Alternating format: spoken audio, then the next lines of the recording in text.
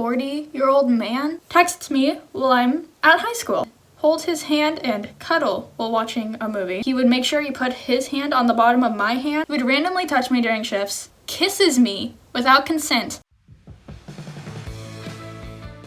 Hello and welcome back to my channel. If you are new, my name is Sierra and I'm so glad that you could be joining me today, especially because in today's video we're going to be diving in to a much teased story on my channel. So if you've seen, I believe it was in the fiance tag video where I introduced you guys to Zach, you would know that we met through work and we got fired together. I'm going to be telling you the story of how Zach and I got fired from a very popular fast food place. So obviously for legal reasons, I am not going to be saying the name of where we worked. Not really looking to get sued. This story time is definitely something that I still cannot believe happened. Like, so many things had to happen in order for us to get fired. It's actually insane. So yeah, I'm gonna stop stalling. Without further ado, let's get into the story time. So the start of our story takes place all the way back in February of 2022. So I had just turned 18 and I had been working at this fast food place for around 2 years at this point. So I knew all my coworkers very, very well.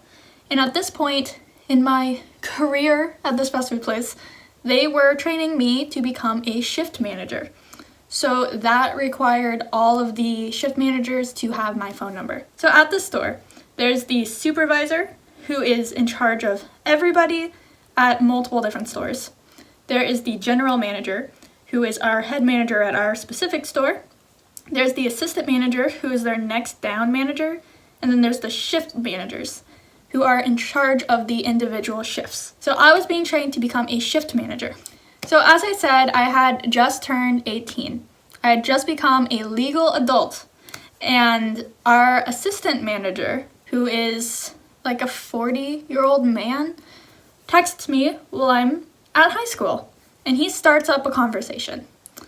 And this whole part of the story, which honestly was what led to us getting fired, is so predatory, and like, I didn't see it then how I see it now. There's definitely a power imbalance there. So at my store, our general manager and our assistant manager had a kid together. They were no longer like in a relationship, but they had a kid together and they were still very, very close. So our assistant manager starts texting me, little 18-year-old Sierra, freshly an adult, very excited to become a shift manager. And honestly, the conversations were very innocent in the beginning. It mostly revolved around work, but I could never fully wrap my head around why he was texting me during school hours. Like, it wasn't before my shift, it wasn't after my shift, it wasn't during my shift. So it didn't really make sense why he would text me at like 8 in the morning. And he would talk to me at first mostly about like school stuff. Like, he would ask me what class I was in, how I was doing, just really, really random stuff that looking back now is very creepy to think about. And a couple months of this went by. I really wasn't like responding too much, but at the same time, he was my assistant manager. And if he went to our general manager and said, hey, I don't think Sierra's a good fit, his word would be enough to sway her because of their pre-existing relationship, that I felt pretty much powerless and that I had to entertain some sort of communication with this guy. So June came up and I was graduating high school, and by this point our conversations had become a lot less innocent. He would text me asking me if I wanted to come over and hold his hand and cuddle while watching a movie. He asked me if I liked scary movies, to which I said yes, and he said that he was terrified of scary movies, and if I came over and watched one with him, then he would have to cuddle me, otherwise he would be too scared. And he was doing literally anything in his power to get me to come over to his house. And I really thank my friends at this point, because I had told them about the conversations and they were like, just cut it off, block him. And I was like, well, I can't block him because occasionally he would text me work stuff. Or if I had a question while I was doing my manager stuff that I didn't fully understand, he would be who I would reach out to. So I was like, you know what? I can't block him, but I am going to just cut off communication with him. So while all of this was going on, our general manager, his ex, had caught wind that there was some sort of relationship between us. And on multiple different occasions, she would pull me aside and ask me if I had an interest in him, if we were dating, if I thought he was attractive. And keep in mind that this is a conversation about an 18-year-old girl and a 40-year-old man with a kid who I believe is about 16. So it was all a very weird situation, but our general manager was 100% aware of the situation going on. But like I said, I cut off contact with him. I stopped talking to him. I would only talk to him at work. And this pissed him off. At work, if I was handing him a bag of food, he would make sure he put his hand on the bottom of my hand and hold it there. So that way he wouldn't take the bag from me. I was holding the bag so I didn't fall, and he was holding the bottom of my hand. He would randomly touch me during shifts to the point where I dreaded working with him. And there was this one day when I was on my lunch and I was sitting at a table that wasn't visible on the security cameras. Everybody knew this. It was like a blind corner. And I was just sitting there eating my lunch. And this creepy, predatory dude comes up, leans across the table, kisses me without consent, and leaves. And I told the other shift managers and the coworkers who I was really close with what was going on, and I learned that this man has had a history of being predatory towards young girls, to the point where pretty much most of them have quit. And I was like, that's insane. How is he allowed to keep doing this? And it's because of his pre-existing relationship with his ex, our highest manager besides the supervisor. So at this point, we had stopped communication, and we were only seeing each other during shifts at work. Our schedules were lining up less and less, so I was only seeing him like 2 days a week, which was amazing. And during this time, I got closer to Zach. It really did start off very innocent with me and Zach. We would just talk, mess around. We had very close interests. So it made it easy for us to have fun during our shifts. And this man, the predatory one, would go back, sit in the office where there were cameras on the screen, and he would just sit there and watch them his entire shift. He would not help out. He would not do what I asked him to do if it was my shift. He would just sit there and watch us. And then he would come out of the office, find some reason to yell at Zach, and then go back into the office. Everybody noticed it. Everybody noticed that he wasn't doing anything to help. He was literally just sitting back there watching the cameras. And we were like, this is weird. This is really creepy. Because we're all just out here doing our jobs, occasionally talking to each other if it's slow enough. And as time progressed, obviously me and Zach got closer.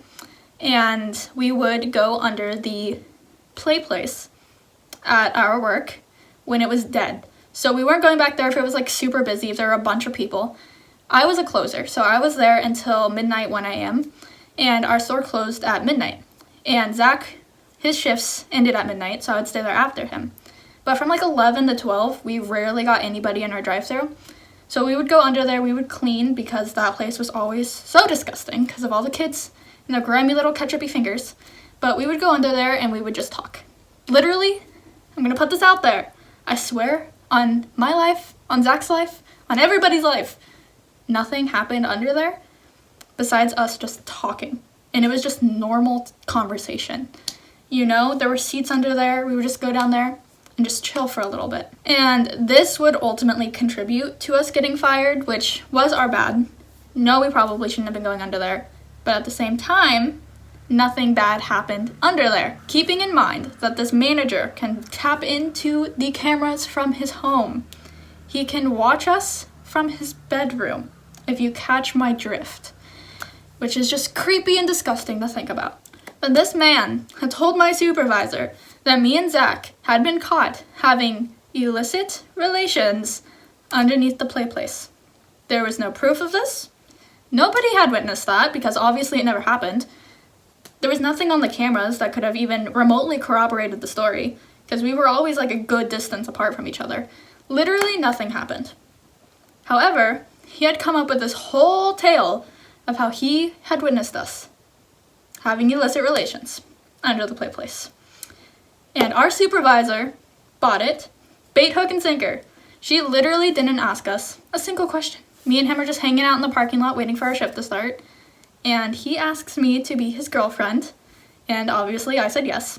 And then we both walked into our place of employment. We both clocked in.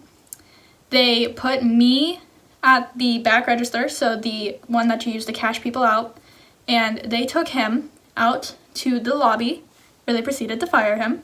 I had no idea what was going on. A couple minutes later, they send one of my coworkers who I'm friends with back, and he's like, Sierra, they just talked to Zach in the lobby. They want to talk to you now. And I was like, oh, this can't be good. So I go out there. I'm walking past all the coworkers, and they're all just giving me these looks. And I'm like, what? And they're like, what did you do?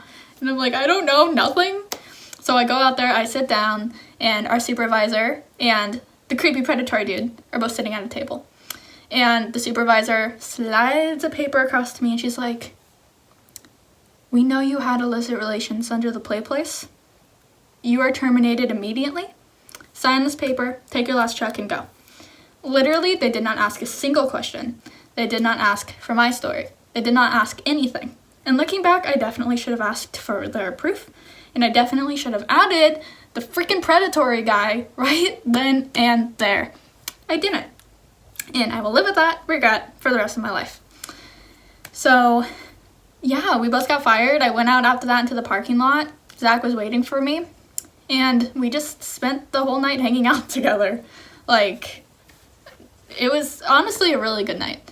But no, it's just crazy to think about. It's crazy how all of that went down. I still can't believe that this creepy dude just got away with it. Like, I'd be lying if I didn't say part of me wanted to reach out to my old supervisor and tell her what happened. But I feel like she wouldn't believe me. And it's been so long since we got fired that it's like, would she even care? So, yeah, that's how me and Zach got fired. Let me know in the comments down below what videos you want to see from me next. You can follow me on my socials to be all right over here. And thank you guys so much for watching. It would mean literally the world to me if you liked this video and subscribed. And I will see you guys in my next one. Bye!